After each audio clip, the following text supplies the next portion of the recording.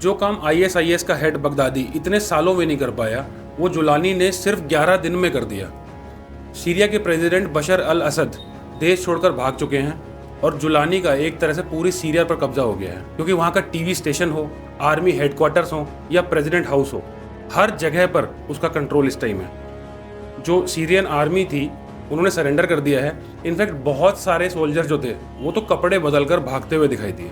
बेशक बशर एक डिक्टेटर थे, क्रूर थे, ब्रूटली लोगों को मारते भी थे, सब कुछ था, लेकिन क्या ये किसी विद्रोही संगठन या यूं कहे टेररिस्ट ऑर्गेनाइजेशन के लिए इतना आसान हो गया कि किसी देश की आर्मी और उस पर कब्जा करने में उसे सिर्फ 11 दिन लगे? क्या सच में ये इतना आसान है, या इन सब चीज़ों के पीछे कोई और है? क्या सीरिया में हो रही उलट पुलट भारत के लिए भी कुछ चिंता की बात है, और अगर है तो कैसे?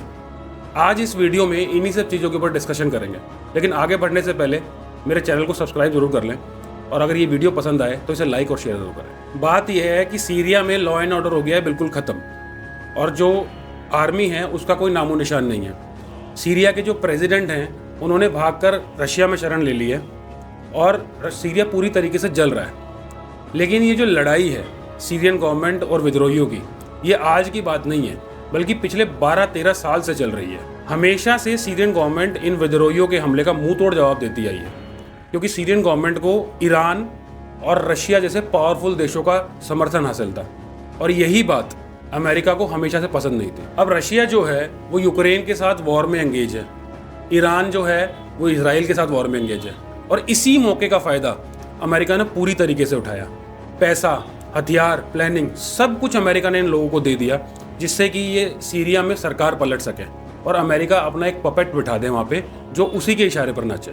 बिल्कुल ऐसा ही कुछ महीने पहले बांग्लादेश में भी हुआ था, जब विद्रोहियों ने शेख हसीना की सरकार पलट दी थी और शेख हसीना को अपनी जान बचाकर बांग्लादेश से भारत आना पड़ा था। यहाँ आकर शेख हसीना ने भी कहा था कि इन सब के पीछे अमेरिका है। लेकिन सवाल ये है कि सीरिया हो या बांग्लादेश, अमेरिका ये सब कर क्यों रहा है? बात सीरिया की कर लेते हैं पहले।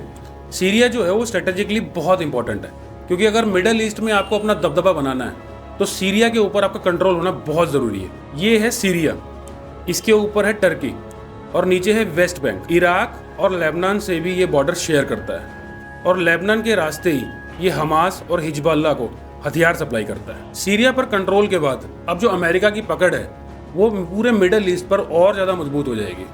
किसी देश में सरकार गिरे या बने, अमेरिका को उससे कोई फर्क नहीं पड़ता है, उसे मतलब है तो सिर्फ अपने फ़ायदे और नुकसान से। बांग्लादेश जो है स्ट्रेटेजिकली वो और भी ज़्यादा इंपॉर्टेंट है, क्योंकि यहाँ से हर तरह की मिलिट्री एक्टिविटी और ट्रेड पर अमेरिका पूरी तरीके से नज़र रख सकता है। पहले अमेरिका ने ये जो स्ट्रेटजी है ये चाइना के लिए बनाई थी, लेकिन अब ये इंडिया के लिए भी और बड़ा खतरा हो गया है, क्योंकि इंडिया जो है ना सिर्फ समुंदर बल्कि लैंड बॉर्डर्स भी शेयर करता है बांग्लादेश के साथ, और इंडिया के अंदर जो भी एक्टिविटी हो रही है, मिलिट्री एक्टिविटी हो रही है, अमेरिका की सीधी नज़र रहेगी इंडिया के ऊपर बांग्लादेश में बैठ के। इंडिया और चाइना जो थे वो आपस में भिड़ते ही रहे बांग्लादेश पर कंट्रोल करने के लिए, और जो अमेरिका था वो बाहर से आकर उसने अपना पपेट बिठा दिया बांग्लादेश में, और इंडिया और चाइना बस देखते ही रह गए। अभी पिछले दिनों जिस तरह से हिंदू मंदिर तोड़े गए, वहाँ पे हिंदुओं को मारा गया, इस्कॉन टेम्पल के प्रेसिडेंट को अरेस्ट कर लिया, अमेरिका जो इतना बड़ा सेकुलर बनता है, इन सब चीज़ों के अगेंस्ट एक शब्द नहीं निकला उसके मुंह से।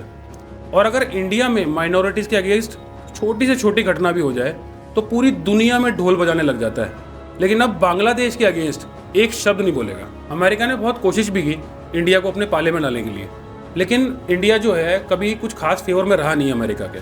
हमारे जो फॉरेन मिनिस्टर हैं एस जयशंकर, उन्होंने कई प्लेटफॉर्म से इस तरफ इशारा भी किया है।